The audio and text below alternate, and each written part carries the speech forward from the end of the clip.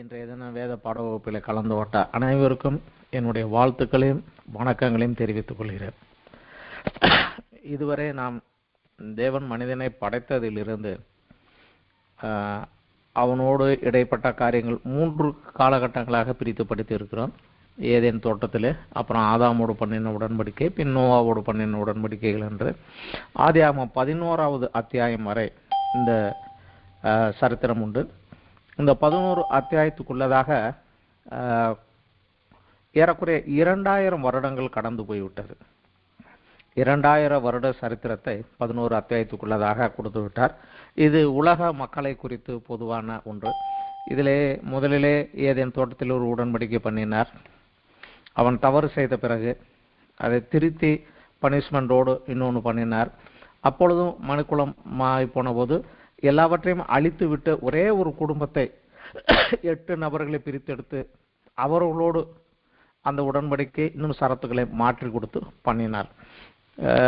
இன்னும் அந்த நோவாவின் மூலமாக அவர் பண்ணின அந்த உடன்படிக்கை இன்றும் உலகத்திலே அமுலிலே இருக்கிறது. உலக மக்களும் அதன் கீழாக இருக்கிறார்கள். இப்பொழுது அதற்கும் தகுதியாக ஜனங்கள் வராத போது தேவன் ஒரு தனி மனிதனை பிரித்தெடுத்து அவன் மூலமாக ஒரு வாக்குத்தத்தத்தை கொடுத்து அந்த வாக்குத்தத்தத்தின் மூலமாக ஒரு சந்ததியை பிரித்து எடுக்கிறார்.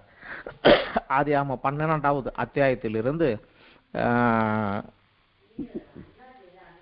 முழு பழைய ஏற்பாடு மல்கியா வரைக்கும் அந்த ஆபிரகாமுடைய வம்சம், அவர்களுடைய நடக்கை, அவர்களோடு தேவன் பண்ணின உடன்படிக்கை, எபிரேயர்களுடைய வரலாறு தான் அங்கே மெயினாக இருக்குது. இதில் 12வது அத்தியாயத்தில் 1வது வசனத்தில் பார்க்குறோம். ஆபிரகாமை எடுத்து ஆபிரகாமோடு தேவன் ஒரு வாக்குத்தத்தம் பண்ணுகிறார். அதை உடன்படிக்கையாக என்று முதலில் செய்யவில்லை, வாக்குத்தத்தமாக கொடுக்கிறார். அவன் அந்த வாக்கை பெற்று அதற்கு ஏற்றவனாக அந்த வாக்குக்கு விசுவாசித்து அதற்கேற்ற வாழ்க்கை வாழுகிற போது படிப்படியாக அந்த வாக்குத்தத்தம் விரிவாக்கப்பட்டு முதலிலே குறுகிய அளவில் ஷார்ட்டாக பாயிண்டாக கொடுக்கப்பட்டது. பின்பு கொஞ்சம் விரித்து விரித்து விரித்து கொடுக்கப்பட்டு பின் உடன்படிக்கையாக பண்ணப்பட்டு அந்த உடன்படிக்கை தேவன் தன்னுடைய பேரிலே ஆணையிட்டு உறுதியும் செய்தார். ஸோ அது எப்படி என்பதை பார்க்கலாம். ஏனென்றால் இது தேவன் ஆபிரகாமோடு செய்த இந்த ஒரு உடன்படிக்கை தெய்வீக ஆளுகைக்கு உட்பட்டது. எந்த நிபந்தனையும் இல்லாத தேவனை மட்டும் சார்ந்த கிருபையின் வாக்குத்தத்த உடன்படிக்கை ஆகும். மற்ற உடன்படிக்கைகளிலே நிபந்தனை உண்டு, இதை செய்தால் இதை தருவேன், நிபந்தனை உண்டு. ஆனால் வாக்குத்தத்தத்திலே கொஞ்சம் வித்தியாசம். வாக்குத்தத்தை பெற்றுக்கொண்டவன் அந்த வாக்குத்தத்தை விசுவாசித்து அந்த விசுவாசத்திற்கு ஏற்ற கிரியை தன் வாழ்க்கையிலே நடைபெற்று காண்பிக்கின்ற போது அந்த வாக்குத்தத்தம் அவன் வாழ்க்கையிலே ஜெயமாகும். இதுல முக்கியமான காரியம் அதுதான்.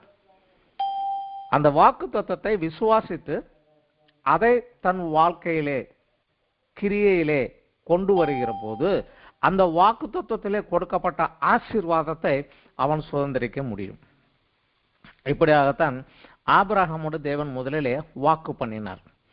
இது தெய்வீக ஆளுகைக்கு உட்பட்ட கிருபையின் அடிப்படையிலே செய்யப்பட்ட ஒரு வாக்குத்தத்தமாகும்.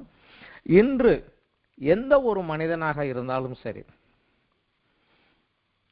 தேவனிடத்திலிருந்து அவன் ஆசீர்வாதத்தை பெறுவதற்கு, தேவனோடு உறவிலும் விசுவாசத்திலும் ரட்சிப்பிலும் ஆசீர்வாதத்திலும் வளர்வதற்கு இந்த வாக்குத்தத்தம் தான் மூலமும் ஆதாரமுமாக இருக்கிறது. இதை வைத்துதான் மற்றதெல்லாம் அடுத்த ஸ்டேஜ் வருகிறது.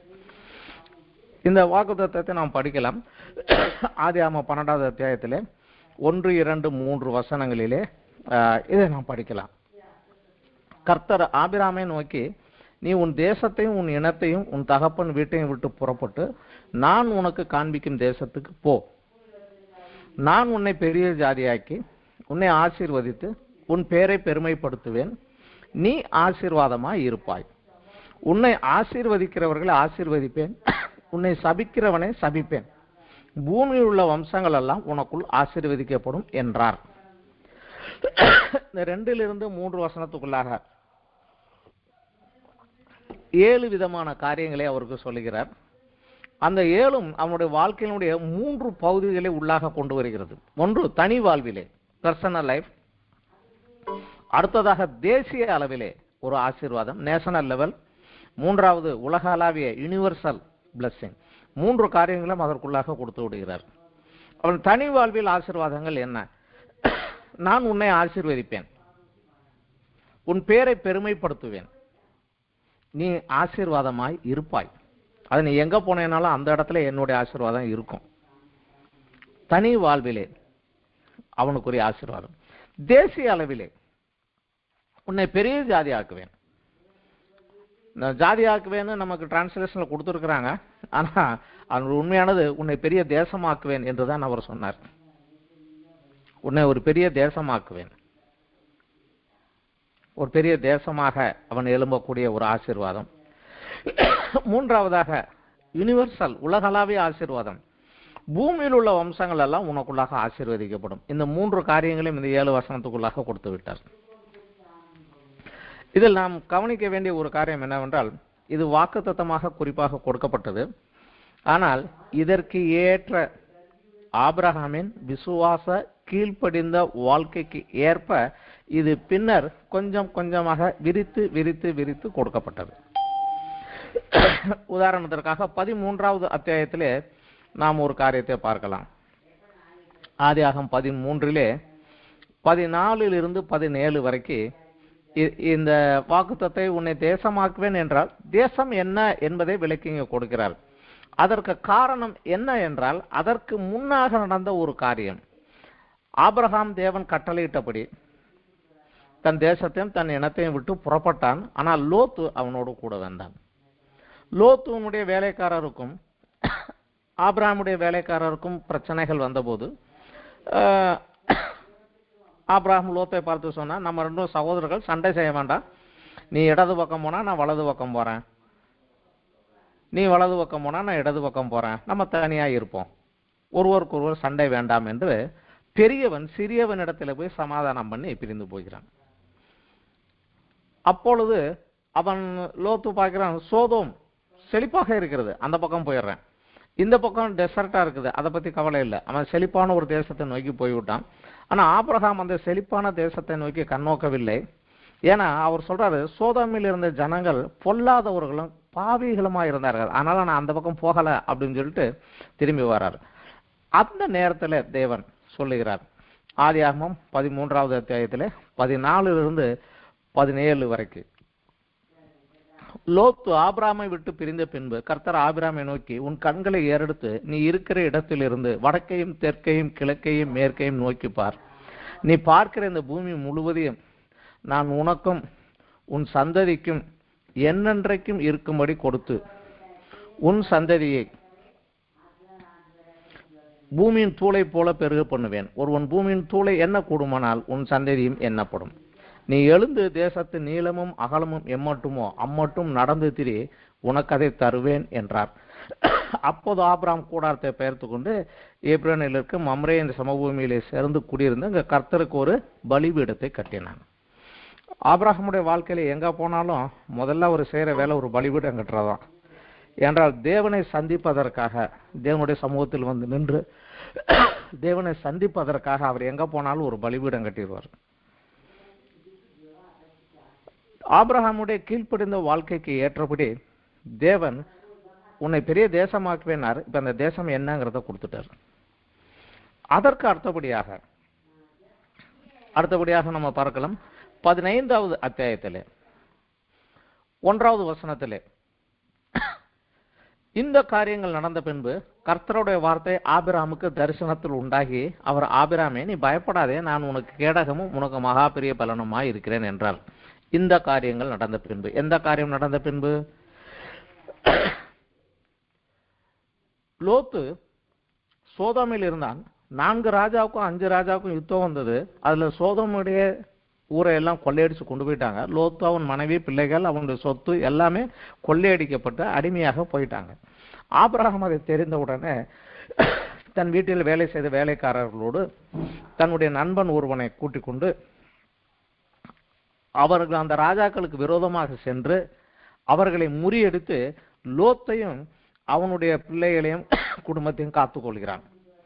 சோதோமினுடைய ராஜா அப்பொழுது வந்து, என் தேசத்தை அவன் கொள்ளையடிச்சுட்டு போயிட்டான், அவங்கிட்ட இருந்து நீ எடுத்துட்ட, இப்ப நான் கேட்கறது ஒன்னே ஜனங்களை மட்டும் கொடுத்துரு, இந்த கொள்ளையடிச்ச பொருளெல்லாம் நீயே வச்சுக்கோ அப்படின்னு சொல்றான். ஆனா ஆபிரகாம் மாட்டேங்கிறான். வானத்தின் பூமியும் படைத்த கடவுள்கிட்ட நான் கையை ஏந்துவேன், அவர் என்ன கொடுப்பாரு, ஓன் சொத்தை எடுத்து நான் பெரியாள் அணைங்கிற பேர் எனக்கு வேண்டாம், ஒரு சிரட்டையை கூட நான் எடுக்க மாட்டேன், எல்லாத்தையும் எடுத்துட்டு போ என்று சொல்லி விட்டுட்டு வெளியே வரான். இந்த காரியங்கள் நடந்த போது, ஏனென்றால் ஒரு மாடு மேய்த்து கொண்டு பிரயாணம் பண்ணி கொண்டிருந்த ஒருவன் இப்பொழுது ஒரு பாலிடிக்ஸ்குள்ள தலையிட வேண்டிய காரியம் வந்து போச்சு. 4 ராஜா 5 ராஜா சண்டைக்குள்ள இவர் உள்ள போய் தலையை விடுற மாதிரி ஒரு சூழ்நிலை வந்து போச்சு. இனி அந்த ராஜாக்கள் எனக்கு விரோதமாக ஏதாவது செய்வார்களோ என்னமோ என்கிற ஒரு பயம் இருக்கலாம். அந்த நேரத்தில் தேவன் வந்து அவனுக்கு தரிசனமாய் சொல்லுகிறார், ஆபிரகாமே நீ பயப்படாதே, நான் உனக்கு கேடகமும் மகாபிரிய பலனுமாயிருக்கிறேன், உன்னை எவனும் எதுக்க முடியாது, நான் தான் கேடகம், உனக்கு அந்த உலக பிரகாரமான பலம் வேண்டாம், நானே உனக்கு பலன் என்று சொல்லி இறங்குகிறார். அப்பொழுது அவன் சொல்றான், ஆண்டவரே என்னை ஆசீர்வதிச்சிருக்கிறீரே, ஆனா எனக்கு பிள்ளை இல்லையே, என் வேலைக்காரன் தானே நாளைக்கு சொத்துக்கு வாரிசு ஆவாங்க. இல்லை நீ வெளியே வந்து பாரு, நட்சத்திரம் என்ன கூடுமானால் என்ன, உன் சந்ததி இவ்வளவாக இருக்கும் என்றார். அவர் சொன்னதை செய்வார் என்று விசுவாசித்தான். அதை ஆண்டவர் அவனுக்கு நீதியாக எண்ணினார். அப்புறம் அதே 15வது அதில் திருப்பி சொல்லுகிறாரு, இந்த தேசத்தை நான் கொடுத்துட்டு இதை நான் சுதந்திரிப்பேன் என்று எப்படி அறிவேன். அப்போ சொல்லுகிறாரு 9வது வசனத்துல, 3 வயது கிடாரியும் 3 வயது வெள்ளாட்டையும் 3 வயது ஆட்டுக்கடாயும் ஒரு காட்டுப்புறாங்க ஒரு புறா குஞ்சின் இடத்தில் கொண்டு வா என்கிறார். அவன் அவைகளை கொண்டு வந்து துண்டித்து வைக்கிறார். அதாவது அக்ரிமெண்ட், இது அந்த காலத்துல அக்ரிமெண்ட் போடக்கூடிய அந்த கால முறை, அந்த முறையின்படியாக போடுங்கிறாரு. அவன் வந்து செய்கிறான். ஒரு ராத்திரியிலே அவன் அயர்ந்து தூங்கும்போது தேவன் வந்து அவனோடு பேசுகிறார். உன்னுடைய இந்த சந்ததி தேசத்துல, உன் சந்ததியார் இன்னொரு தேசத்துல போய் பரதேசியாகி இருந்து 400 வருஷம் கழிச்சு வருவாங்க, அவங்க வந்ததுக்கு அப்புறம் தான் இது அவங்க சொந்தம் கொண்டாடுவாங்க என்று சொல்லி 18 வசனம், அந்நாளிலே கர்த்தர் ஆபிரகாமோடு உடன்படிக்கை பண்ணி எகிப்தின் நதி துவைக்க ஐபிரத்து நதின்னு பெரிய நதி மட்டும் உள்ளதும், கேனியரும் கெனீசியரும் கத்மோனியரும் ஏத்தியரும் பெருசியரும் ரெப்பாயரும் எமோரியரும் கானானியரும் கிர்காசரும் எபோசியரும் என்பவர்கள் இருக்கிறதுமான இந்த தேசத்தை உன் சந்ததிக்கு கொடுத்தேன் என்று உடன்படிக்கை அக்ரிமெண்ட் அங்க பண்ணுகிறார். அந்த காலத்துல எப்படி அக்ரிமெண்ட் பண்ணுவாங்களோ அதே போல ஒரு அக்ரிமெண்ட் பண்றார். அந்த வாக்கு தத்துவம் விரிவாக்கி இங்கே ஒரு அக்ரிமெண்டாக கொடுக்கப்படுகிறது. அதற்கு பிற்பாடும் அவன் பெருகி வருகிற போது 17வது அத்தியாயத்திலே பார்க்கலாம். அவன் 99 வயதான போது கர்த்தர் ஆபிரகாமுக்கு தரிசனமாகிறார். இதற்கு முன்னாடி ஒரு காரியம் நடந்து விட்டது. ஆபிரகாமுக்கு பிள்ளை இல்லை, ஆனா ஆண்டவர் சொன்னாரு உன் சந்ததி பெருசாகும் சொல்லிட்டாரு. இப்ப சாராளுக்கு ஒரு டவுட்டு, ஒருவேளை எனக்கு பிள்ளை பிறக்காதோ, ஆபிரகாமுக்கு பிறக்குமோ, அப்ப வேற ஒரு பொண்ணு மூலம் பிள்ளை பெற்றாருன்னா அது மூலம் வளருமே என்று அவள் மாம்சீகமான உலக பிரகாரமான ஒரு வழியில யோசித்து ஆகாரை அவளுக்கு கொடுத்து ஆகார் மூலமாக இஸ்மவேல் பிறக்கிறார். இஸ்மவேல் மூலமாக ஒரு குழப்பமும் பிரச்சனையும் வருகிறது. மாம்ச பிரகாரமான எல்லா காரியமும் குழப்பம்தான் வரும். ஒரு குழப்பமும் பிரச்சனையும் வந்துருச்சாங்க. அப்ப ஆபிரகாமுக்கு 86 வயசு, இஸ்மவேல் அவனுக்கு பிறக்கிற போது அவனுக்கு 86 வயசு. ஆனா 99 வயசு ஆகிற போது, அதுக்கப்புறம் 13 வருடங்கள் கழித்து கர்த்தர் ஆபிரகாமுக்கு தரிசனமாகி அவங்ககிட்ட சொல்றாரு, உனக்கும் எனக்கு நடுவே என் உடன்படிக்கை ஏற்படுத்தி உன்னை பெருக பண்ணுவேன், நீ எனக்கு முன்பாக நடந்து உத்தமனாயிரு அப்படின்னு சொல்லி அவனுக்கு வந்து கொடுக்குறாரு. ஆதியாகமம் 17வது அத்தியாயத்துல 1, 2, 3 வசனங்கள்ல அது என்ன உடன்படிக்கை பண்ணுவேன் அப்படின்னு சொல்றாரு. 4:5 நான் உன்னோடு பண்ணுகிறேன் உடன்படிக்கை என்னவென்றால், நீ திரளான ஜாதிகளுக்கு தகப்பனாவாய். திரளான ஜாதிகளுக்கு இனி உன் பேர் ஆபிராம் எனப்படாமல் உன்னை திரளான ஜாதிகளுக்கு தகப்பனாக ஏற்படுத்தினபடியால் உன் பேர் ஆபிரகாம் எனப்படும் என்கிறார். ஆபிராம் என்றால் பெருமையுள்ள தகப்பன்.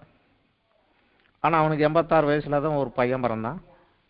ஆபிரகாம் என்றால் ஜாதிகளின் தகப்பன். தேசங்களின் தகப்பன்.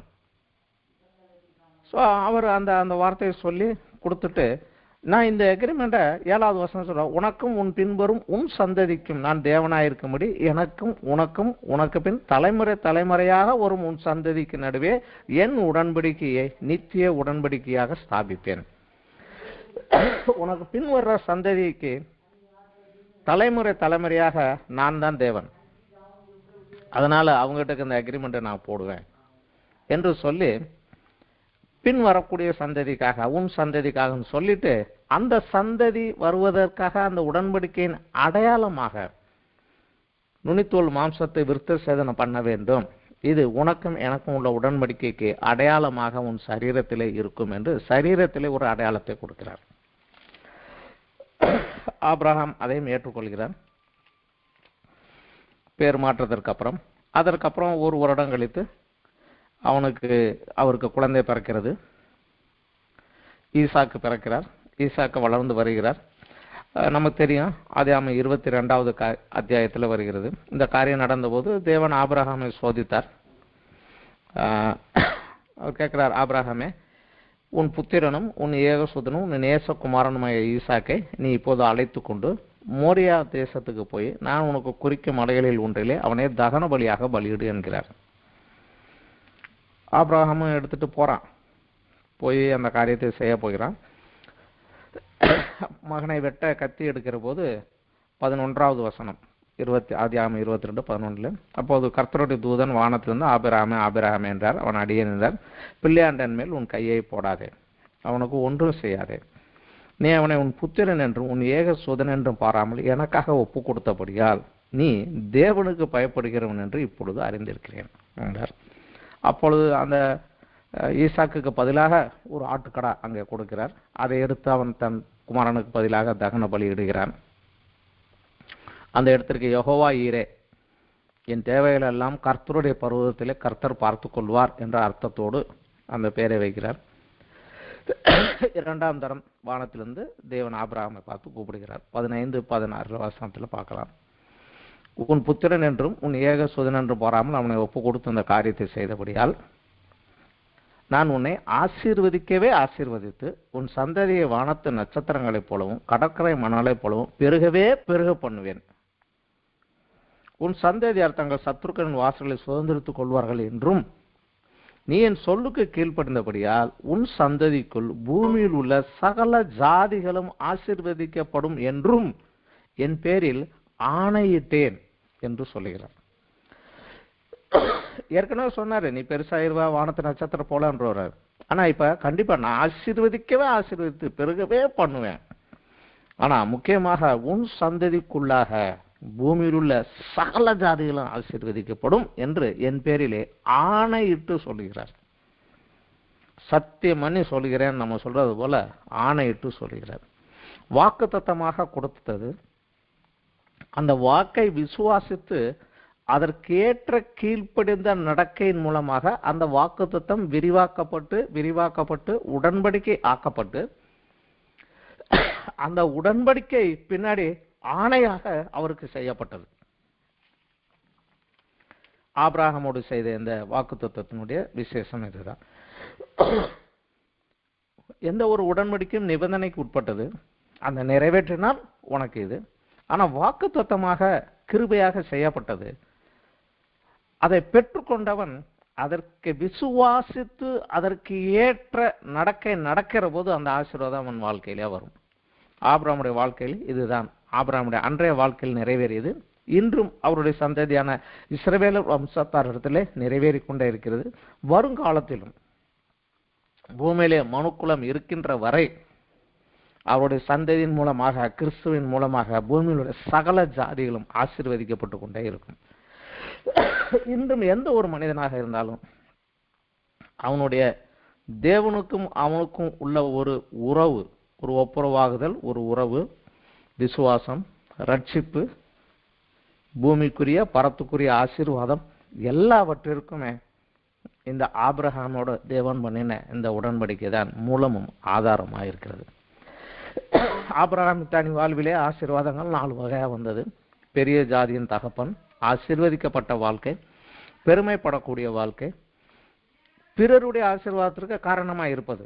முக்கியமானது இதுதான். நான் உன்னை ஆசீர்வதிப்பேன், ஆனா நீ ஆசீர்வாதமாக இருப்பாய். நீ எங்க போறிய, எங்க இருக்கிறிய, என்ன பண்றிய, அந்த இடத்துல உன் மூலமாக என்னுடைய ஆசீர்வாதம் அந்த இடத்துல இருக்கிறவனுக்கு வரும். இது ஒன்று. ஆபிரகாமுடைய சந்ததியினுடைய ஆசீர்வாதம். உன்னை ஆசீர்வதிக்கிறவனை ஆசீர்வதிப்பேன், உன்னை சபிக்கிறவனை சபிப்பேன். உனக்குள்ளே பூமியினுடைய சகல ஜாதிகளும் ஆசீர்வதிக்கப்படும். இது ஆபிரகாமுடைய சந்ததியினுடைய ஆசீர்வாதம். இந்த ஆசீர்வாதம் ஸ்திரியின் வித்தாகிய மேசியா ஆபிரகாமுடைய சந்ததியில் பிறந்து முழு உலகையும் ஆசீர்வதிப்பதை குறிக்கும். இதை குறித்து கலாத்தியரிலே அத்தியாயம் 3 பவுல் கலாத்தியர் சபைக்கு எழுதுகிற போது காரியங்களாக எழுதுகிறார். கலாத்தியர் அத்தியாயம் 3 வசனம் 8 நாம் இப்படி பார்க்கலாம். 6, 7, 8. ஆபிரகாம் தேவனை விசுவாசித்தான், அது அவனுக்கு நீதியாக எண்ணப்பட்டது. ஆகையால் விசுவாச மார்க்கத்தார்கள் எவர்களோ அவர்களே ஆபிரகாமின் பிள்ளைகள் என்று அறிவீர்களாக.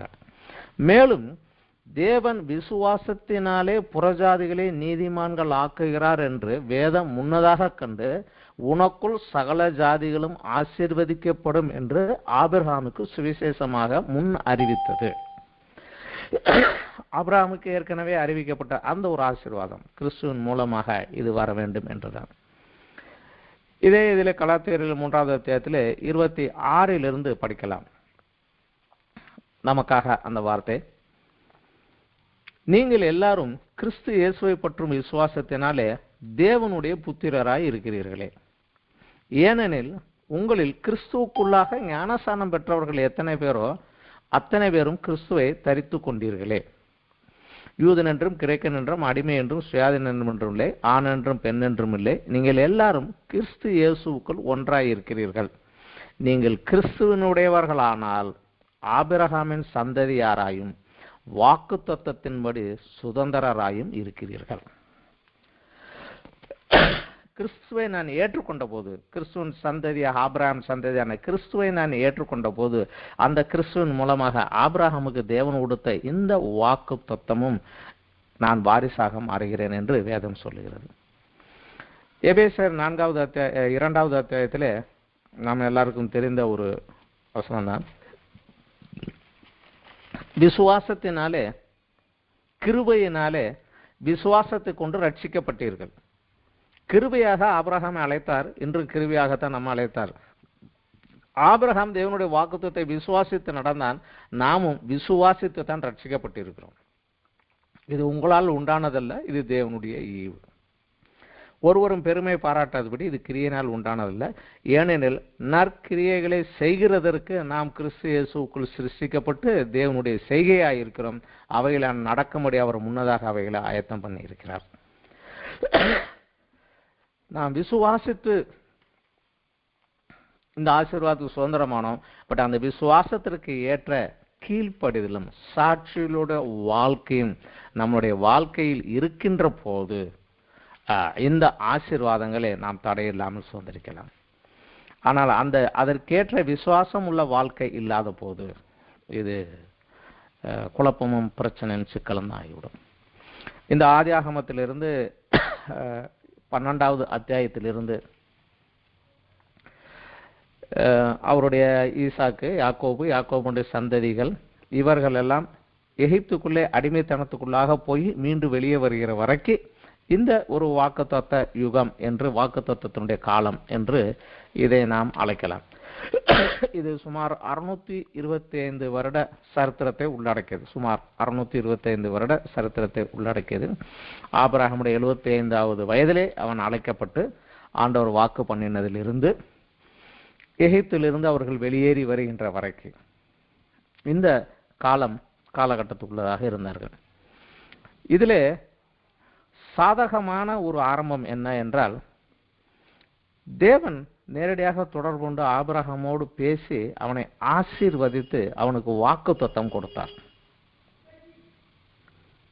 உலக மக்கள் எல்லாம் மோசமாக போய் கொண்டிருக்கிற நேரத்தில் தனியாக எடுத்து அவனுக்கு வாக்குத்தத்தம் கொடுத்தார். அவன் வாக்குத்தத்தம் கொடுத்த போதே அவனுக்கு சில காரியங்களும் சொன்னார்.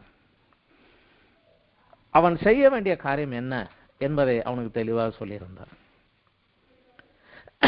அந்த வாக்குத்தத்தத்தைப்படி நடப்பதற்கு அவன் தன் குடும்பத்தையும் தன் வீட்டையும் தன் உற்றாரையும் உறவினரையும் விட்டு பிரிந்து வர வேண்டி இருந்தது. பிரிக்கப்பட்ட ஒரு வாழ்க்கை, உலக பிரகாரமான மக்களோடு வாழாமல் அவர்களை விட்டு பிரித்து எடுக்கப்பட்ட ஒரு வாழ்க்கை வாழும்படியாக அவனை தனியாக அழைத்தார். இன்றைக்கு நமக்கும் வேதம் அதைத்தான் சொல்லுகிறது. ரோமர் 12வது அத்தியாயத்தில் வந்தால் 1-2வது வசனம், அப்படி இருக்க சகோதரரே, நீங்கள் உங்கள் சரீரங்களை பரிசுத்தமும் தேவனுக்கு பிரியமான ஜீவ பலியாக ஒப்பு கொடுக்க வேண்டும் என்று தேவனுடைய இரக்கங்களை முன்னிட்டு உங்களை வேண்டிக் கொள்கிறேன். இதுவே நீங்கள் செய்யத்தக்க புத்தியுள்ள ஆராதனை. இப்பொழுது நீங்கள் இந்த பிரபஞ்சத்திற்கு ஒத்த வேஷம் தெரியாமல், இந்த உலகத்து ஜனங்களைப் போல அவர்களைப் போல வாழாமல், தேவனுடைய நன்மையும் பிரியமும் பரிபூர்ணமான சித்தம் என்னதென்று பகுத்தறியத்தக்கதாக உங்கள் மனம் புதிதாகிறதுனாலே மறுரூபம் ஆகுங்கள். இந்த உலகத்தார் வாழ்க்கையை போல வாழாதீங்க. பிரித்தெடுக்கப்பட்ட ஒரு வாழ்க்கை. அவர் சொல்லுகிறார், பிரித்தெடுக்கப்பட்ட பரிசுத்தம் உள்ள ஒரு வாழ்க்கை, எனக்கு கீழ்ப்படிந்து உத்தமனாக நடக்கக்கூடிய, எனக்கு பிரியமாக நடக்கக்கூடிய ஒரு வாழ்க்கை, நான் சொன்ன வார்த்தையை விசுவாசித்து நடக்கக்கூடிய ஒரு வாழ்க்கை வாழ வேண்டும் என்று சொல்கிறார். தேவன் பேரிலே விசுவாசம் இருக்க வேண்டும், தேவன் சொன்ன வார்த்தைக்கு கீழ்ப்படிய வேண்டும், பிரித்து எடுக்கப்பட்ட வாழ்க்கை. இதுதான் அவருக்கு வாழ்க்கையில் இருந்த ஒரு பரிசோதனை என்று சொல்லலாம். பரீட்சை, அவருக்கு இருந்த பரீட்சை. ஆபிரகாம் இந்த ஆசீர்வாதத்தை ஈசாக்குக்கு கொடுத்தான். ஈசாக்கு அதை யாக்கோபுக்கு கொடுத்தான். எப்பொழுது கொடுத்தான் என்றால், ஏசா தகப்பனுக்கும் தாய்க்கும் பிரியமல்லாத காரியங்களை செய்த போது ஈசாக்கு தன் மகன் யாக்கோபை அழைத்து, நீ உன் சகோதரனை போல கானான் வீட்டில் போய் பெண் எடுத்துக்காதப்பா, நீங்க இருந்து நம்ம சொந்தக்காரங்க வீட்டில் போய் பெண் எடுத்துட்டு வா போன்னு அவனை அனுப்பிச்சு வச்சுட்டு, வானத்தையும் பூமியும் படைத்த அந்த தேவன், ஆபிரகாமுடைய தேவன், உன்னை பெரிதாக ஆசீர்வதித்து உன்னை ஆசீர்வதிப்பாராக என்று ஆபிரகாம் ஈசா கொடுத்த ஆசீர்வாதத்தை அவன் யாக்கோபுக்கு கொடுத்தான். ஆதியாகமம் 28வது அத்தியாயத்தில் 1-5வது வசனம் வரைக்கும் அது படிக்கலாம். ஆனால் யாக்கோபு நடந்து போகிற போது, ராத்திரி தூங்குகிற போது, அவன் கனவிலே தேவன் அதை உறுதிப்படுத்துகிறார். ஆபிரகாம் ஈசாக்கின் தேவனாகிய நான், நீ படுத்திருக்கிற இடத்துல இருந்து உன்னை சுகமாக திரும்பி வர பண்ணுவேன், உன்னை பெரிய ஜாதியாக்குவேன், தேசத்தை கொடுப்பேன் என்று அவனிடத்துல அதை உடன்படிக்கை பண்ணுகிறார், அதை கன்ஃபார்ம் பண்ணுகிறார். ஆதியாகமம் 28 13-15 வசனங்களில் படிக்கலாம். ஆபிரகாம் இடத்துல அந்த யாக்கோபு அந்த ஆசீர்வாதத்தை பெற்றுக்கொண்டவன். அதற்கப்புறம் தன்னுடைய 12 பிள்ளைகளோடு எகிப்து தேசத்துக்கு போன போது அந்த ஆசீர்வாதம் யாக்கோபிலிருந்து அந்த 12 பேருக்கும் வந்தது. ஆனால் அவர்களிடத்தில் எதிர்பார்த்தது வேறு பிரிக்கப்பட்ட ஒரு வாழ்க்கை. ஆனால் அந்த வாழ்க்கையிலே யாக்கோபுடைய பிள்ளைகளும் தவறினதினாலே, தோல்வி அடைந்ததினாலே அந்த வாக்குத்தத்தத்தின் முழுமையான ஆசீர்வாதத்தை அவர்கள் சுதந்திரிக்க முடியாமல் போனது. அது என்ன ஆனது, எப்படி போனது என்பதை நாம் பார்க்கலாம். ஆபிரகாமுடைய தோல்வி நமக்கு தெரியும். தேசத்தில் பஞ்ச உடனே எகிப்து தேசத்துக்கு போனாரு. சாரால் யாருன்னு என் சகோதரின்னாரு. பார்வோன் அவனை அழைத்தான். தேவன் அவனை எச்சரித்தார். உடனடியாக அவன், ஏன்பா இப்படி சொன்ன, இந்த மாதிரி சொல்லாத, திருப்பி போப்பா அப்படின்னு சொல்லி அனுப்பிச்சு விட்டார். திருப்பி ஆதியாகமம் 16வது அத்தியாயத்தில் 2வது வசனத்தில் போனோம்னா, கோரார் ஊருக்கு போறாரு. அங்கேயும் கிட்டத்தட்ட இதே போல என் சகோதரி தான் 20வது அத்தியாயத்தில் 2வது வசனத்தில் வருது. ஆதியாகமம் 20:2 கோராருக்கு போறாரு. அங்கேயும் கேட்டால் என் சகோதரி தாங்கிறாரு. அவன் ராஜா சொல்றான். அதுக்கப்புறம் தேவன் அவனை எச்சரித்த உடனே, ஏன்பா இப்படி சொன்னீங்கன்னு சொல்லி திருப்பி அனுப்பிச்சு விடுறாரு. தேவன் அதுக்கு முன்னாடி சொல்லியிருக்காரு, உனக்கும் உன் சந்ததிக்கும் என்னுடைய உடன்படிக்கை ஏற்படுத்தும், உன்னை பெருக பண்ணுவேன் இருக்கிறாரு. ஆனாலும் சாரால் சொன்னதை கேட்டு ஆகார் மூலமாக இஸ்மவேல் உருவாக காரணமானார். இந்த காரணங்கள் எல்லாம் தேவனுடைய வார்த்தையை விசுவாசித்தாலும் சுய சித்தத்தின்படி, சுய காரியத்தின்படி காரியங்கள் செய்வதும், தேவன் மேல் உள்ள விசுவாசத்தை காட்டிலும் சூழ்நிலைகள் மேலும் சுற்றியுள்ள மனிதர்கள் மேலும் உள்ள பயம் அதிகமாக இருந்ததினாலும் ஆபிரகாம் இந்த தவறை செய்தார். இதே தவறை ஈசாக்கும் செய்தார். பிற்பாடு வருகிறது நமக்கு நன்றாக தெரியும். யாக்கோபு சகோதரனிடத்தில் ஒருவேளை சாப்பாடை கொடுத்து விட்டு அவனுடைய வம்சாவளியாக வரக்கூடிய உரிமையை எடுத்தார். தகப்பனிடத்தில் போய் நான் உன் சகோதரன் ஏசா என்று சொல்லி ஆசீர்வாதத்தை பெற்றுக்கொண்டார். தவறான முறை. ஆனால் அவனுடைய நோக்கம் தேவனுடைய உன்னத ஆசீர்வாதம் வேண்டும் என்று இருந்ததனால தேவன் அவனை சிட்சித்து அவனை தண்டித்து அந்த ஆசீர்வாதத்தை கொடுத்தார். ஆனால் ஏசா அதை துச்சமாக எண்ணினால அவனை ஒதுக்கி விட்டார். ஸோ இவர்களுடைய வாழ்க்கையில எல்லாம் அந்த தோல்விக்கு காரணம் இது. யாக்கோபுடைய குமாரர்களும் ரூபனுடைய வாழ்க்கையிலும் யூதாவுடைய வாழ்க்கையிலும் உலக பிரகாரமான அநேக குழப்பங்கள் உண்டு. அது சந்ததி அந்த வாக்கு தத்தத்திற்கு ஏற்ற வாழ்க்கை வாழாததுனால அவர்கள் மேல் வந்த ஒரு நியாய தீர்ப்பு எகிப்திலே அடிமைத்தனத்துக்குள்ளாக போக வேண்டியதாகிவிட்டு, எகிப்திலே அடிமைத்தனத்துக்குள்ளாக கடந்து செல்ல வேண்டியது. அந்த ஆசீர்வதிக்கப்பட்ட வாழ்க்கை இல்லாமல் ஒரு அடிமைத்தனத்துக்குள்ளே கஷ்டத்துக்குள்ளும் பாடுகளுக்குள்ளாக ஒரு 430 வருடங்கள் அவர்கள் அங்கே கடக்க வேண்டியதாக இருந்தது. பிற்பாடு தேவன் அவர்களுக்கு மோசையை எழுப்பி மோசையின் மூலமாக அவர்களை அங்கே இருந்து விடுவித்துக் கொண்டு வந்தார். ஆனால் அந்த எகிப்தின் அடிமைத்தனம் தான் அவர்கள் தோல்விக்கு உரிய நியாய தீர்ப்பாக ஒரு தண்டனையாக அவர்கள் வாழ்க்கையில் இருந்தது. ஆனால் எகிப்தில் அவர்கள் அடிமைத்தனத்துக்குள் போனதிலே ஒரு காரியம் அவர்கள் வாழ்க்கையில் நடந்தது. காரணம், அந்த 430 வருடங்களுக்குள்ளாக பிற ஜாதிகளோடு கலவாமல் அவர்கள் இருந்தார்கள்.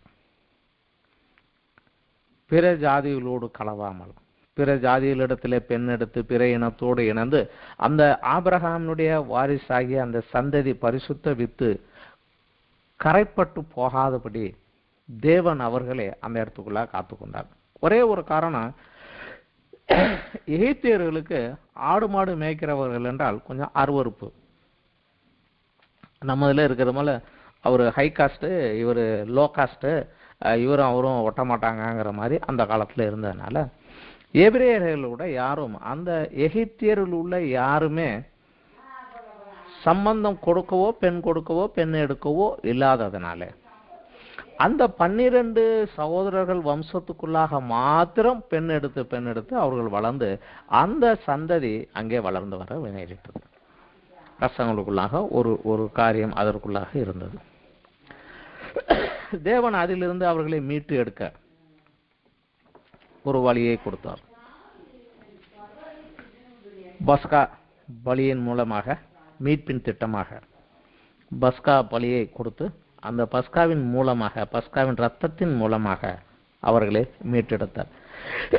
யாத்திராகம 12வது அத்தியாயத்திலே நாம் அதை படிக்கலாம். அதிலே அவர்கள் அந்த பஸ்கா பலியின் மூலமாக கொண்டு வருகிறார். இல்லை, விசேஷமாக எகிப்து தேசத்தில் அவர்கள் அடிமைத்தனத்திலிருந்து விடுவிக்க தேவன் எகிப்தின் மேல் வாதைகளை அனுப்பி தன் ஜனங்களை பிரித்தெடுத்தார். முதலாவது வந்த 9 வாதைகள், முதலாவது வந்த அந்த 10 வாதைகளில் முதலாவது வந்த 9 வாதைகள் எகிப்து தேசத்திற்கு வந்தது. ஆனால் இஸ்ரவேல் வசித்த கோஷோனுக்கு வரவில்லை,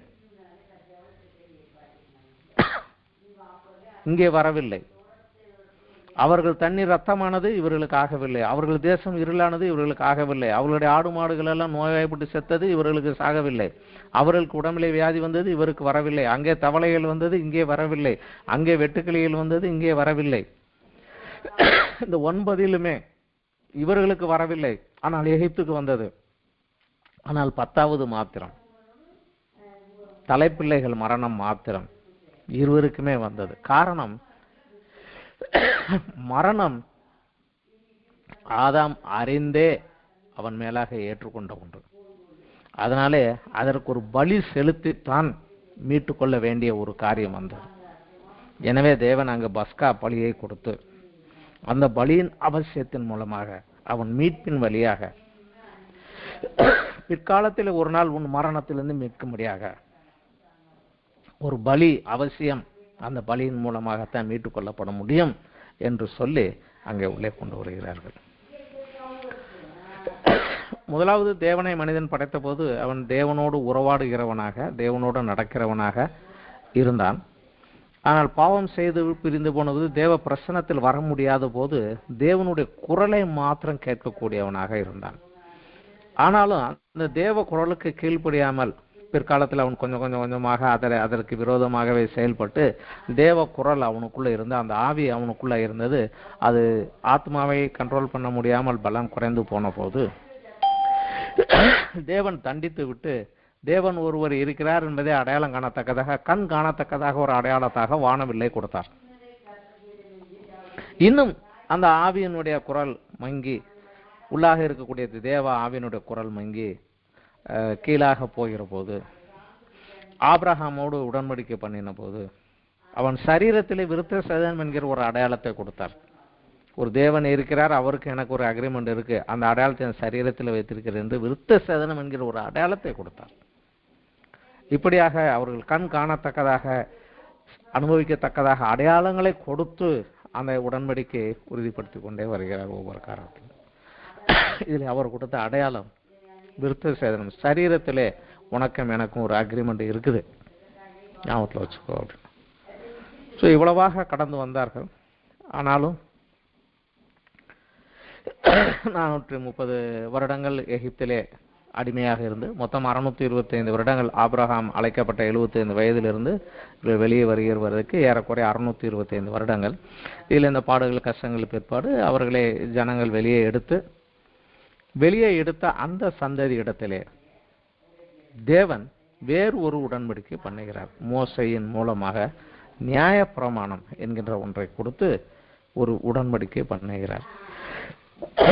அது அந்த காலகட்டத்தையும் அந்த காரியத்தை குறித்தும் நாம் அடுத்த பாடத்திலே நாம் பார்க்கலாம்.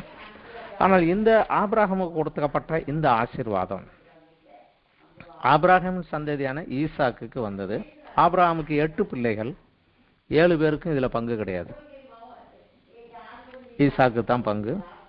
ஈசாக்கு 2 பிள்ளைங்க, ஏசாவும் யாக்கோபும். ஏசாவுக்கு இதுல பங்கு கிடையாது, யாக்கோபுக்கு தான் பங்கு. யாக்கோபு தன்னுடைய 12 பிள்ளைகள் கொடுத்தான். அந்த 12 பிள்ளைகள் மூலமாக வந்தது. இந்த ஆபிரகாமினுடைய மற்ற பிள்ளைகளும் ஈசாக்குடைய ஏசா வம்சவழியும் நோவா காலத்திலிருந்து வந்த அந்த ராஜ்யங்கள் உள்ள அந்த புற ஜாதியார்கள், புற இனத்தார்கள், அவர்களோடு அவர்கள் மிக்ஸ் ஆகி வருகிறார்கள். அவர்களை குறித்து வேதம் ஜாஸ்தியாக நமக்கு சொல்வதில்லை. ஆனால் இந்த ஆபிரகாமினுடைய இந்த பிற பிள்ளைகளும் ஈசாக்குடைய மூத்த பையன் ஏசாவும் தான் இந்த இஸ்ரவேல் வம்சத்திற்கு கடைசி வரைக்கும் சத்துருக்களாக விரோதமாக போராடி கொண்டு, நம்ம ஊர்ல நீங்க சொன்னோம்னா பங்காளி பிரச்சனை என்கிற ஒரு தகராறுக்குள்ள கடந்து போனாங்க. மாம்ச பிரகாரமான காரியங்களுக்குள்ள இந்த காரியங்களும் வாக்கு தத்துவத்தை சுதந்திரித்துக் கொண்டு வருகிறவனுக்கு அந்த பிரச்சனைகள் உண்டு. ஆனா இன்று நாம் இதில் கற்றுக்கொள்ளக்கூடிய காரியம் ஒன்று, ஆபிரகாமை முன்குறித்து அழைத்த அந்த தேவன் தான் நம்மை முன்குறித்து அழைத்து இருக்கிறார். சொல்லியிருக்கார், பிதா ஒருவனை முன்குறிக்காவிட்டால் என் இடத்துல வரமாட்டான், என் இடத்துல வந்தவனான ஒருவனையும் புறமே தள்ள மாட்டேன். பிதா முன்குறித்தார், கிறிஸ்து என்னை மன்னித்தார், பரிசுத்த ஆவியானவர் எனக்குள்ளாக வந்து நீ பாவி என்று கண்டித்து உணர்த்தி என்னை தேவனுக்குள் கொண்டு வந்தார். இன்று அவர் என்ன சொல்லியிருக்கிறார், உன்னை என் பிள்ளையாக எடுத்துக்கொண்ட, என்னோடு நீ பூமியை ஆளுகை செய்வாய். ஆதாம் இழந்து போன அந்த காலகட்டத்தை 1000 வருடங்கள் திரும்ப என்னோடு வந்து நீ ஆளுகை செய்வாய், என்னோடு இருப்பாய். ஆதாம் இழந்து போன அனைத்து ஆசீர்வாதங்களையும் நான் உனக்கு தருவேன். பாவம் செய்தவுடன் ஆதாம் இழந்த முதல் ஆசீர்வாதம் ஜீவக்கனியை புசிக்க அவனுக்கு மறுக்கப்பட்டது. ஆனால் வெளிப்படுத்தலிலே 1ஆம் சபை எபேசுக்கு கொடுக்கப்பட்ட ஆசீர்வாதமே, உனக்கு ஜீவ விருட்சத்தின் கனியை புசிக்க கொடுப்பேன், நித்திய ஜீவன் என்னோடு கூட நீ வாழ்வ. மிகப்பெரிய ஆசீர்வாதம். ஆனால் அதை அறியாமல், அதை விசுவாசியாமல், அதற்கு ஏற்ற ஒரு பரிசுத்த ஒரு வாழ்க்கை நாம் இங்கு வாழாமல், விசுவாசத்தை கிரியையில் காண்பிக்காமல், சாட்சியான வாழ்க்கை வாழாமல், உலக பிரகாரமான ஆசீர்வாதத்திற்காக மாத்திரம் அவர் பின்னாடி சென்றால் வேதவசனம் சொல்லுகிறது, இம்மைக்காக மாத்திரம் நாம் அவர் மேலே நம்பிக்கையுள்ளவர்களாக இருந்தால் ஒரு நாளிலே எல்லாரை காட்டில் நாம் பரிதபிக்கப்படத்தக்கவர்களாக இருப்போம். அதற்குள்ள கடந்து போகாதபடி ஆபிரகாமுடைய இந்த வாழ்க்கையிலே ஒரு மனிதன் தான், பலவீனமுள்ள ஒரு மனிதன் தான், ஆனாலும் அவன் தேவனை விசுவாசத்தை எப்படி நடந்தான், அதை நாம் பாடமாக பெற்றுக்கொண்டு அவனைப் போல நாமளும் விசுவாசத்தில் தொடர்ந்து மேலேறி செல்கிற போது உண்மையிலே நாம் தான் ஆபிரகாமுடைய வாரிசாக கிறிஸ்துவோடு 1000 வருடங்கள் பூமியை ஆளுகிறவர்களாக நாம் எழும்புவதற்காக அழைக்கப்பட்டு இருக்கிறோம். அதற்கு ஏற்ற சாட்சி வாழ்க்கையும் விசுவாசத்தின் கிரியையும் நம்முடைய வாழ்க்கையில் கொண்டு வரும். கர்த்தர் தாமே நம்மை காத்து இதற்குள்ளாக வழிநடத்தி கொண்டு வருவாராக.